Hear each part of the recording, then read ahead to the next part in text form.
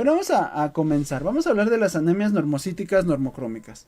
Las anemias normocíticas normocrómicas son anemias que tienen, como buena anemia, hay una deficiencia de hemoglobina, pero el tamaño de las células es normal, por eso es normocítica, y el color es normal, por eso son normocrómicas. Son células que el eritrocito, si tú lo analizas o lo vieras por separado, no encontrarías ninguna normalidad ni en tamaño ni en color. O sea, la coloración es la correcta y el volumen corpuscular medio se encuentra normal.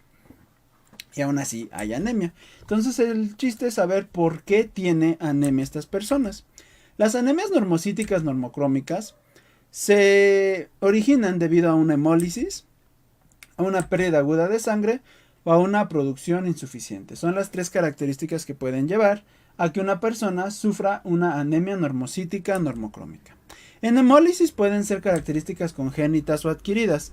Congénitas significa que mamá y papá me dejaron eso, aparte de todas las deudas del Coppel y todo lo que más me pueden dejar, me están dejando defectos de hemoglobina. En adquiridas son algo que yo hice, algo que estoy adquiriendo, mi estilo de vida, una infección, algo que me haga que adquiera una hemólisis. En pérdida aguda de sangre, pues no hay nada más que especificar, pues está sangrando y pues, al perder sangre, pues, pierdes hierro, pierdes hemoglobina y viene la anemia. Lo importante es que es una pérdida aguda. Cuando el sangrado se vuelve crónico, cuando es una pérdida crónica de sangre, ya no es una anemia normocítica normocrómica porque se está acabando el hierro y la anemia por deficiencia de hierro se conoce como anemia ferropénica y esa es una anemia microcítica hipocrómica, así que por aquí no va. Tenemos también producción insuficiente. Esto puede ser originado por problemas en la médula ósea, puede ser por problemas en el riñón, por ejemplo en una enfermedad renal, el riñón falla y no produce la suficiente eritropoyetina y la eritropoyetina es necesaria para la producción de eritrocitos. Si no hay suficiente producción de eritrocitos, pues va a haber anemia. Y en estos tres casos, o bueno, hay muchos casos que se engloban en estos tres grandes bloques, encontramos una anemia encontramos una anemia normocítica normocrómica. Hay unas variantes que vamos a encontrar. Por ejemplo, en las hemólisis congénitas, o sea, mamá y papá me lo están heredando, puede ser que tenga un problema enzimático, alguna enzima que participa tal vez en el metabolismo óxido-reducción del eritrocito, como su sistema antioxidante, como es el glutatión. Si este está fallando, si hay una enzima necesaria o te falta una enzima que es indispensable para el metabolismo del glutatión, pues vas a tener un problema de óxido-reducción y los eritrocitos van a empezarse a destruirse, hemolizar. Defectos en membrana tenemos la esferocitosis, la eliptocitosis, la estomatocitosis hereditaria, bueno, todas estas tres hereditarias, y es una de las probables causas de hemólisis congénita. Por último, también hay defectos en la hemoglobina, como la hemoglobina S, la hemoglobina C, la talasemia, aunque es microcítica hipocrómica, es un ejemplo de una anemia hemolítica congénita. La talasemia también hemoliza, a veces se nos olvida, no le damos esa importancia, pero sí es una anemia hemolítica. Hablando de hemólisis, tenemos hemólisis intravasculares y hemólisis extravasculares. Las hemólisis intravasculares son las hemólisis que ocurren en el vaso sanguíneo, en el órgano llamado vaso, este de aquí. Pero no, es en el vaso sanguíneo, en circulación, es que estaba pensando. En la intravascular algo le ocurre al eritrocito, tal vez con el paso del tiempo, recuerden que solo vive 120 días, empieza a perder flexibilidad y al perder flexibilidad cuando pasa por un vaso muy pequeño, al intentar girar o al intentar pasar por ese vaso, pues se rompe y entonces la hemólisis ocurrió dentro de la vasculatura y depende de otras proteínas como la haptoglobina, atrapar la hemoglobina libre y llevarla al hígado para que sea metabolizada. Eso es intravascular.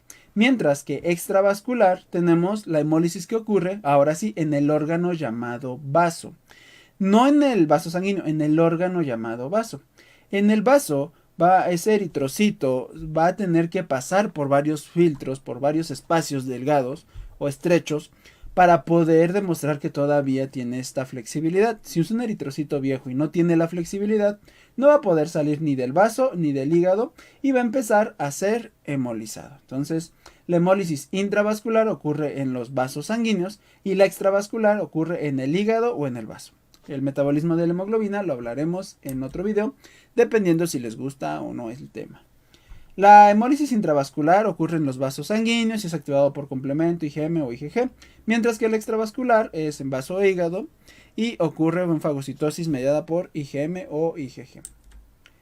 Hablando de los defectos hemolíticos, tenemos los hereditarios, que es los importantes o los más interesantes. Hay adquiridos, por ejemplo, todos estos, de químicos, drogas, infecciones, mecanismos autoinmunes, agentes físicos, por ejemplo, las quemaduras y la famosa anemia microangiopática hemolítica. Pero estos son los más interesantes. Digo, interesantes de explicar porque pues, no quieres ninguno de los dos. Tenemos a la anemia hemolítica hereditaria, que como les comentaba, tenemos defectos enzimáticos.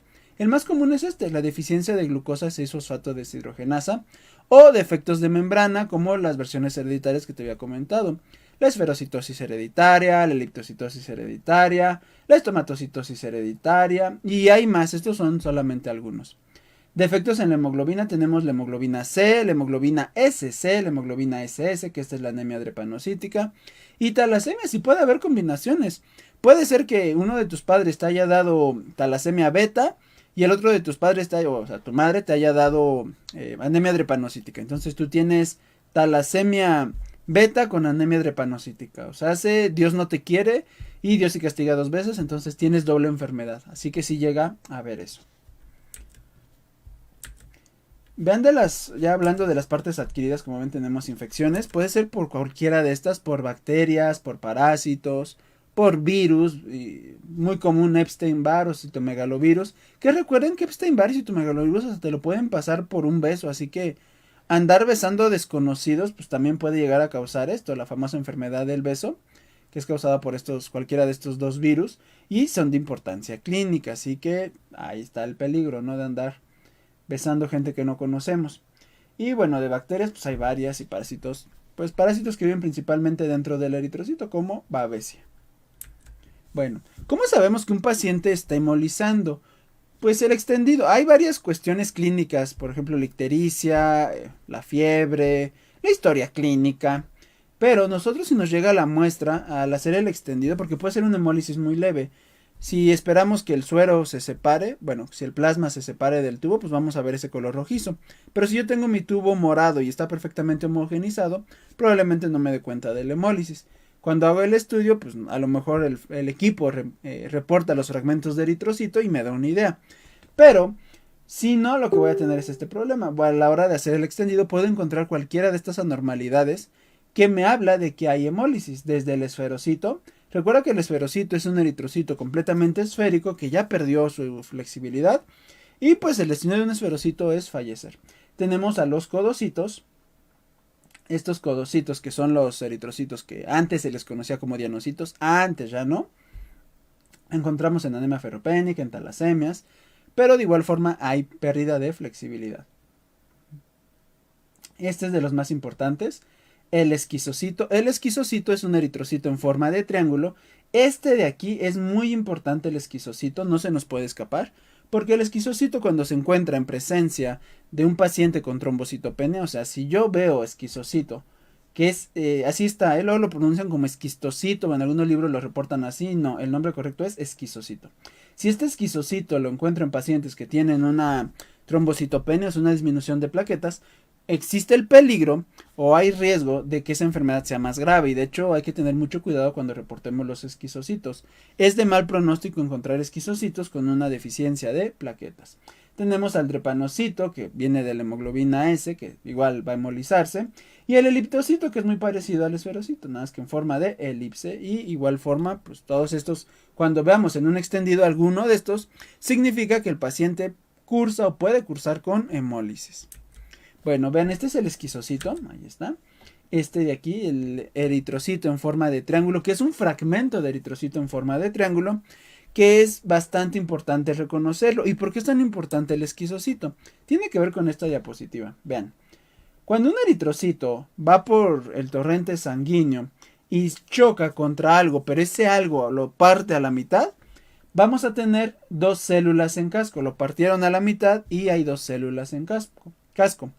Esto puede ser desde microtrombos, fibrina, hasta un vaso estrecho. Entonces esto no es peligroso. A lo mejor el eritrocito estaba debilitado y pasó por un vaso sanguíneo y chocó. Ahí no hay problema. Pero vean, Cuando el eritrocito choca, pero ahora en vez de partirse a la mitad, es aquí, a aproximadamente un cuarto o 3/4 partes, va a quedar una célula en casco que era como la de hace rato y un esquizocito. Ven, una célula en casco y un esquizocito. Al quedar de esta forma, esto aquí ya me preocupa porque esto no lo puede hacer un vaso estrecho. Esto lo hace una red de fibrina. Y una red de fibrina que está en circulación me preocupo porque no debería de estar ahí. No debería de haber una red de fibrina en medio de los vasos sanguíneos. Así que cuando pasa, choca y se empieza a romper. Esto ya de aquí me preocupa, ya por eso el esquizocito me preocupa porque esto no se debe a causas fisiológicas. Por eso les comentaba, esquizocitos con una deficiencia de plaquetas, me dice que si hay una red de fibrina y que esto puede ser desde una microangiopatía hasta algo más grave, puede ser un evento cardiovascular, un evento cerebrovascular y es bastante importante. Por eso hay que estarlo reportando. Algunos casos donde podemos encontrar el esquizocito por anemias hemolíticas microangiopáticas es la púrpura trombocitopénica trombótica, una nefrotis crónica con hipertensión o incluso la anemia drepanocítica. Son ejemplos de las anemias hemolíticas microangiopáticas. Bueno, ya son 15 minutos de clase, vamos a parar hasta aquí, nada más es una pequeña cápsula. Vamos a continuar la siguiente semana. Muchísimas gracias por ver esta pequeña plática, espero haya sido de su agrado. Muchísimas gracias a los que están siguiendo la transmisión. Que pasen una excelente noche. Nos vemos la siguiente semana.